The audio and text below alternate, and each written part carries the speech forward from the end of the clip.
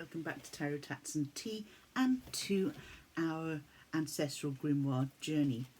We're looking at the second half of autumn, and we've already covered in the first half the celestial magic, which was sky magic, and we started with the elemental magic at the beginning of October, which was omen magic.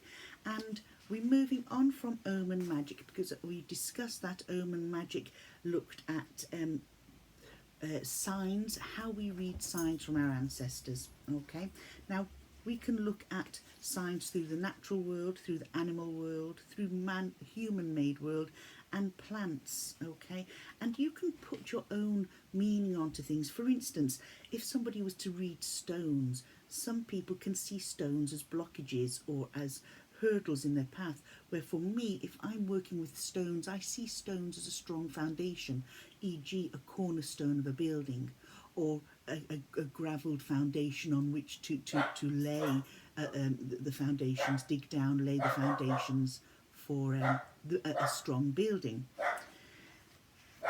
We also looked at interpreting signs, and this is where the second part of ancestral grimoire autumn continues.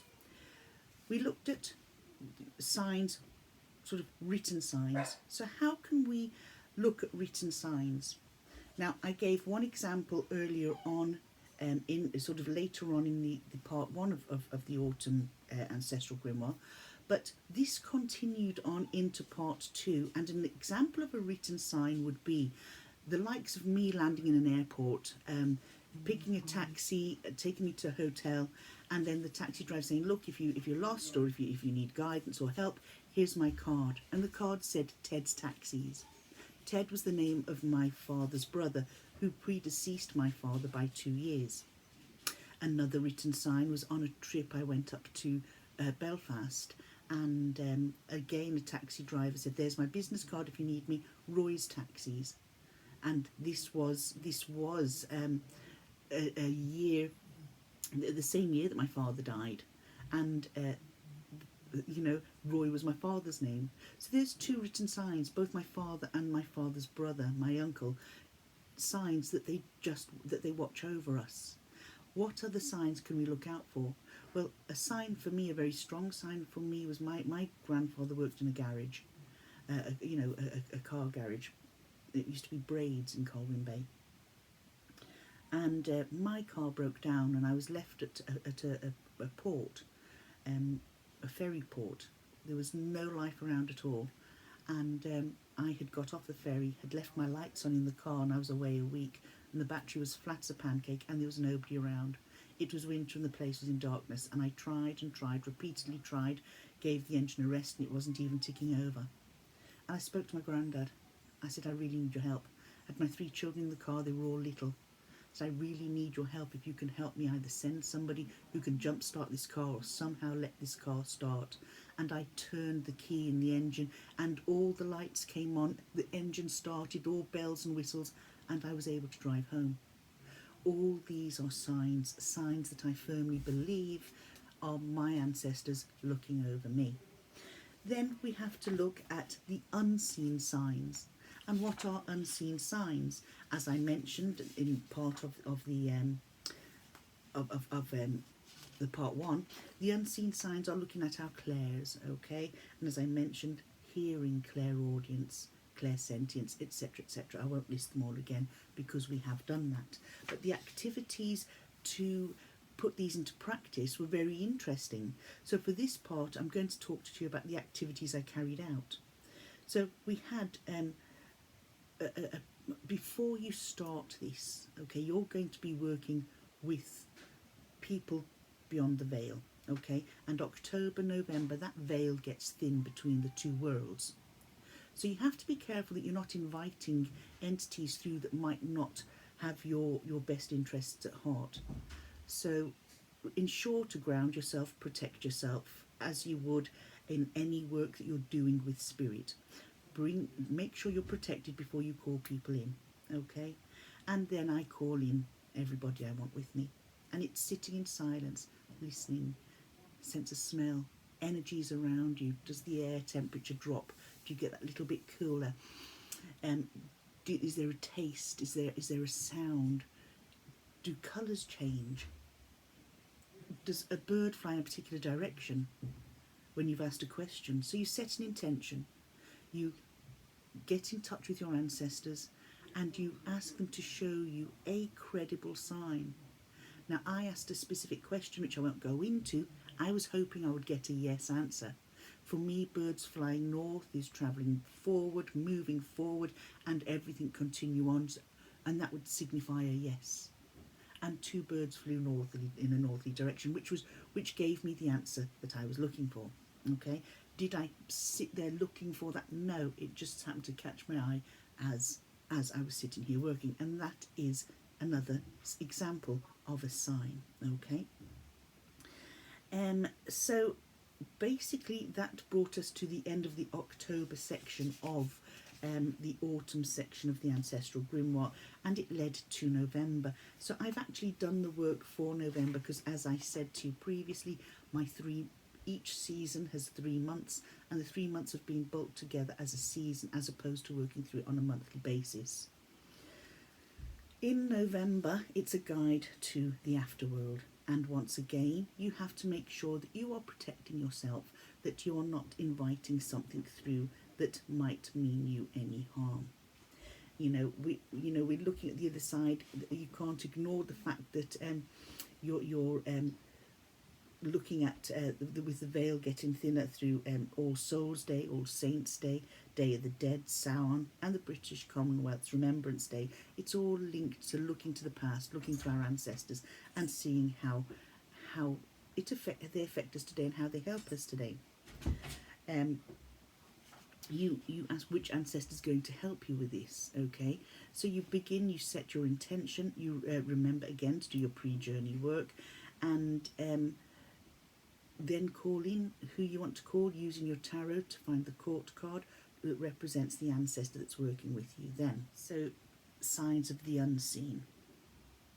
First of all, I did a prediction of my day. How was it going to work out? And I decided to cast a charm as opposed to read a tarot. And I picked out a charm.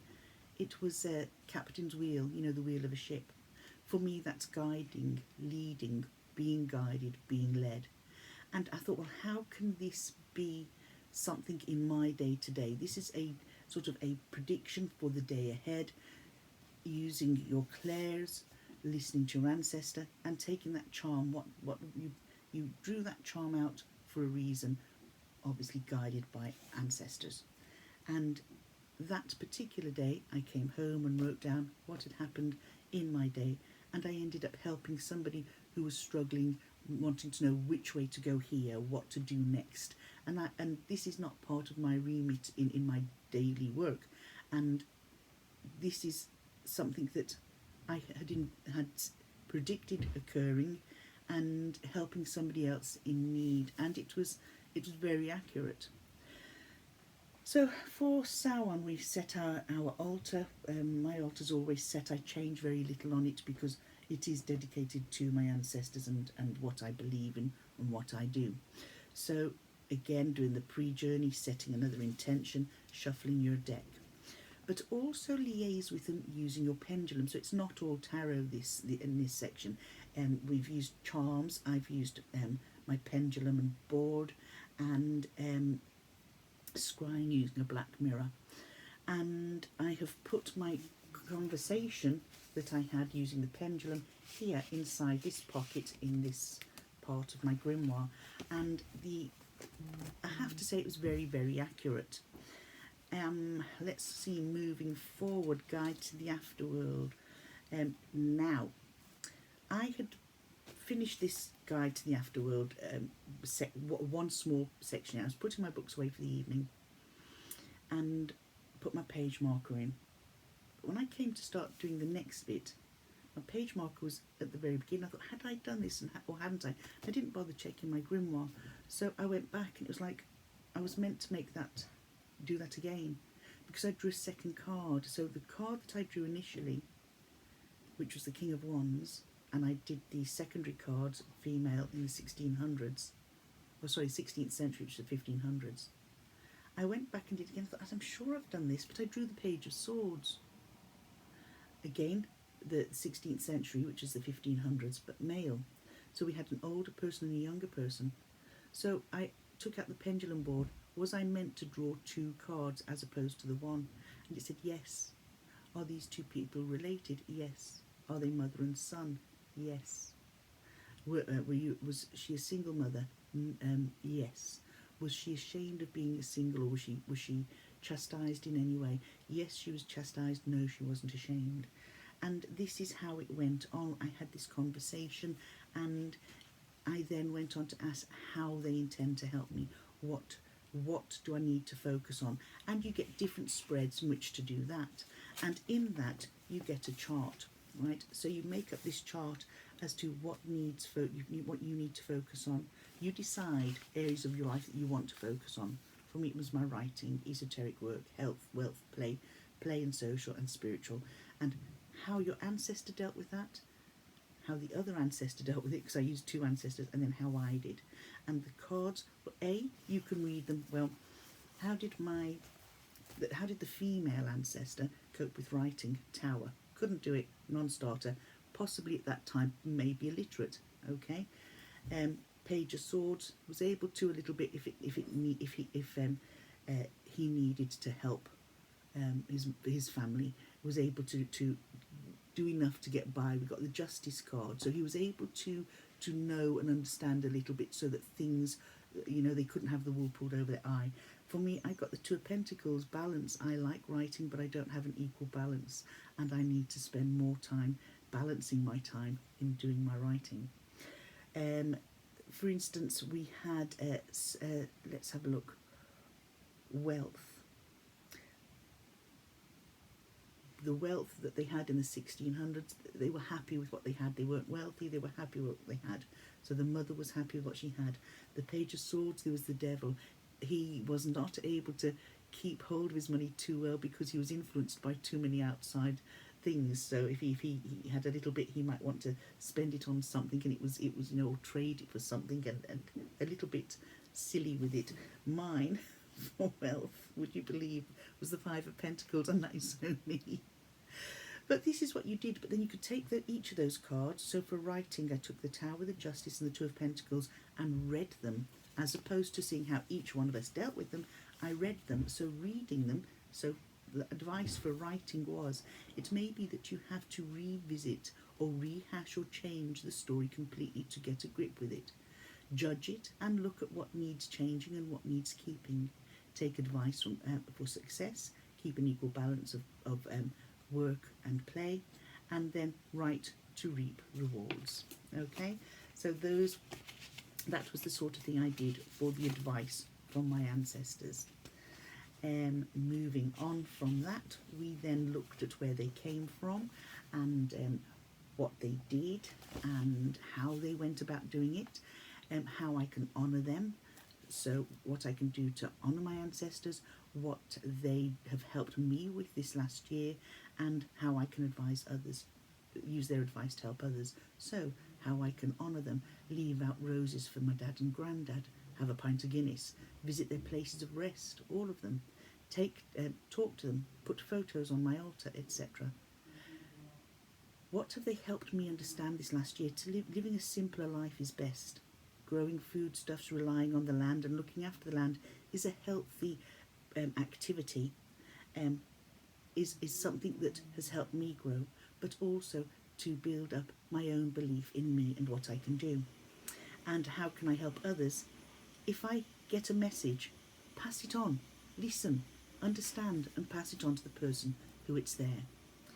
So then I asked, we had a further spread called the crocodile spread. So in this I used 2 tarot cards, one from the major and one from the courts, and 3 oracles. So the questions were, number 1, who is my protector as I navigate the veil? And I got the King of Swords. Then it was, so that's your Nile, my Nile. What needs protecting? Sorry, the Nile is what needs protecting. So you drew a major arcana, and I got the Magician. So what needs protecting is my skills. the tools, both physical and mental, that I use to use my skills, and not to let others put me down and say that what I'm doing is not right or it doesn't fit in with their agenda of things, but to believe in what I do. The tail was the past, and for that I had an oracle card. Also for the eyes, which was the future, and the jaw, which is the present. And I got